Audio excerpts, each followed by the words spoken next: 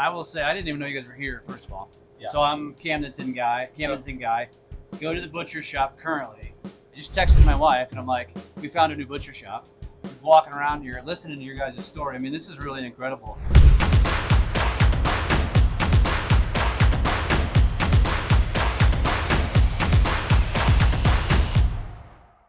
Ramsey? Yeah. You drug me out here to Montreal, just outside of Lynn Creek. Where are we today? We are at Three Brothers Meat Company. Arguably the best butcher shop at the lake. Yeah, and unique. We're going to talk about that a little bit later, about some of the special offerings, but go ahead. Take it away. I'm going to let you have this because this is in your realm more than it is mine. Clearly my realm. Fellas, let's start with an introduction. I'm Ira Moss. Ira Moss. I'm the oldest brother. All right. I'm Todd Lane. I'm the youngest brother. I'm Chris Lane. I'm in the middle. Guys, we just want to talk a little bit about Three Brothers Meat Company, the past, the present, kind of where you're going. We know the market's always changing. Buyers, consumers, they kind of want different stuff all the time. I know you guys, one thing you guys do really well is have lots of different variety and kind of cater to maybe a little bit more specific needs here and there. Tell us a little bit about that first. Well, consumers are more health conscious right now, so there are a lot of different needs people need and ask for. We try to provide those, in one place you could come get all those needs, whether it be, fish, poultry, hog, beef. We try to make those readily available and a one-stop shop. Well, we're one of the people that can offer plaster to plate. We do custom butchering and processing for hogs, beef, lamb, goats, Okay, cool. that sort of thing. Yeah, we just offer so many things here, like Ira was saying, to touch those people that that can't have beef or pork, and it just keeps growing. The chicken section, the fish, the seafood. We got the alpha-gal disease out there now, and it's big. It's touched a lot of people. So we keep growing to fit those needs of those people. So one thing is we're really, we want to make sure that all of the food that goes to your table is healthy as possible. That's why we, got out of the deli meats and went with the boar's head, because it's a more healthy offering of those deli products. As far as like all of our meat that we offer inside the store is a non-steroid, non-hormone, so that gives all those people health conscious stuff. Gotcha. Well, it's cool to see, and I know that you talked about it, from what people take in to what they're looking for, it changes constantly. So always being ahead of that, learning, growing with those markets. And at the lake, it's kind of difficult because it's seasonal, but you probably see an uptick in certain kind of things, and that. So you're always changing. Tell us a little bit about like your guys' history. I personally know it, and I don't want to not touch on the fact, if you're watching this, there's a chance that you could have heard of this as Tom's Slaughterhouse. So tell us a little bit about the transition from Tom's to Three Brothers. So when we took over as Tom's, we had a lot of loyal customers that were still Tom's customers, and we kept that Tom stuff all that time, stuff that Tom had implemented those years. I mean, this place has been here since 1976, Right. So it's known in the area as Tom's, and it probably will always be known to a lot of people as Tom's. But we just felt that after 12 years of being here, that we had implemented enough of our own products and thoughts and whatever to the place that it needed a new identity.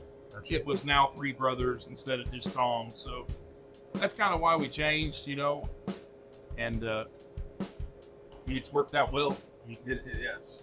We make all of our products here in-house. And so when we put our names on those products, I wanted my name on those products.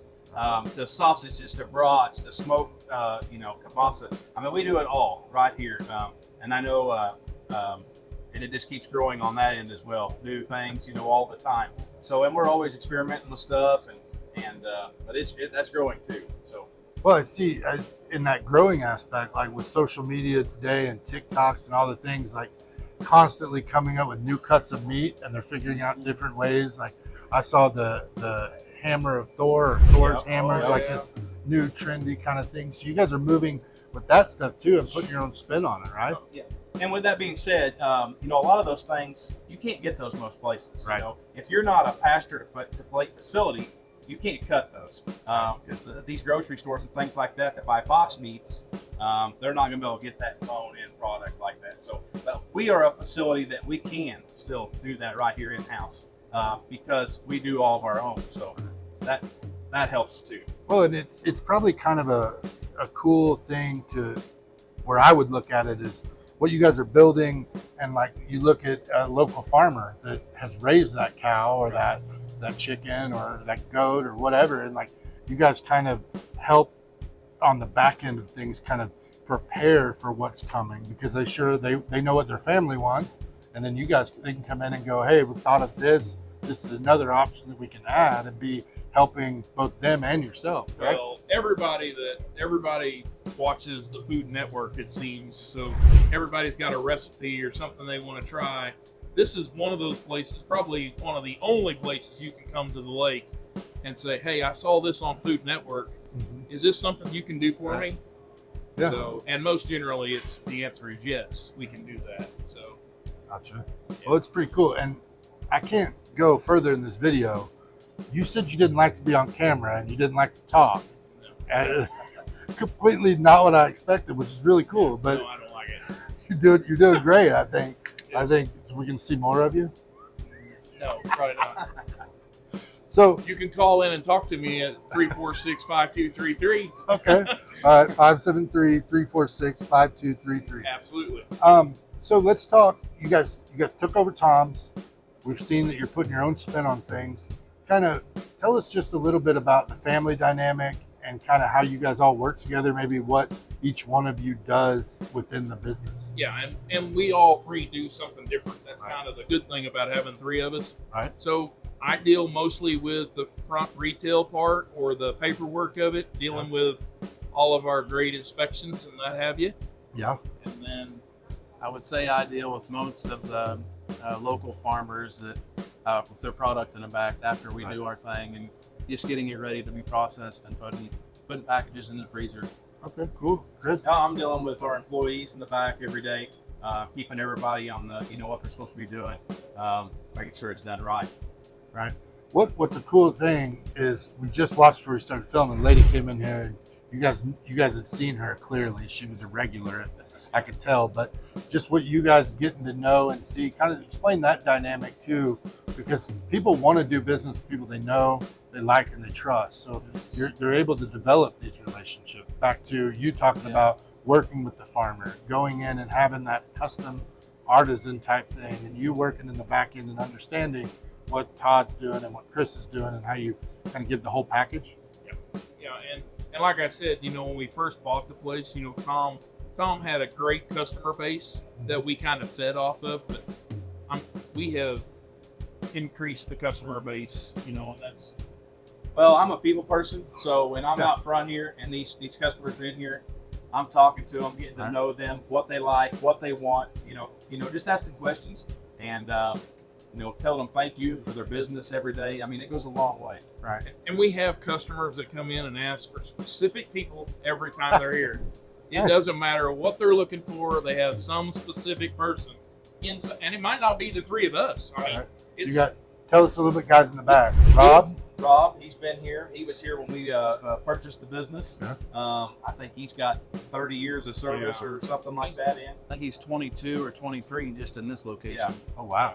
So a lot of experience. That when I come along, I kind of followed him around. And he was a grocery store spin-off. Like, he came from grocery stores previous in Camden there. That's what he did. And then he came into the actual processing side. So Gotcha. his background. And so just so you guys know, if you didn't already know, Three Brothers is on A Road in Montreal. Maybe Lynn Creek. We've talked about that in other videos. There's a lot of overlap in there. But as you move forward, as customers see this video come in, give us a little bit about what they could expect, or maybe how they can understand what you're doing, or what realms you want to get into, or specialty markets? Chris mentioned Alpha Gal, things like that. Yeah. So we try to do that, but like we consider ourselves like a small batch company. And when I say small batch, I mean like our we do tons of brats. But when I say small batch, it might be 25 or 50 pounds of brats, where like some of those large corporations are making, you know, thousands and thousands of pounds. So when you come in, you might not see the same flavors every time. We make about 40 different flavors, but not all at the same time.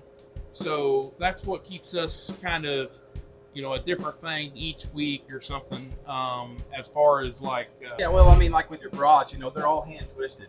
You know, we still hand twist every one of them. They're not just all done to the machine and then at the end of the conveyor belt load them up. So that's kind of what he's talking about. now that's another small batch. That's the small batch theory versus buying a corporation-made bratwurst. More of that crafted, local, Correct. That's what it's crafted. intentional products that you guys have. You listen to your customers, you grow with them.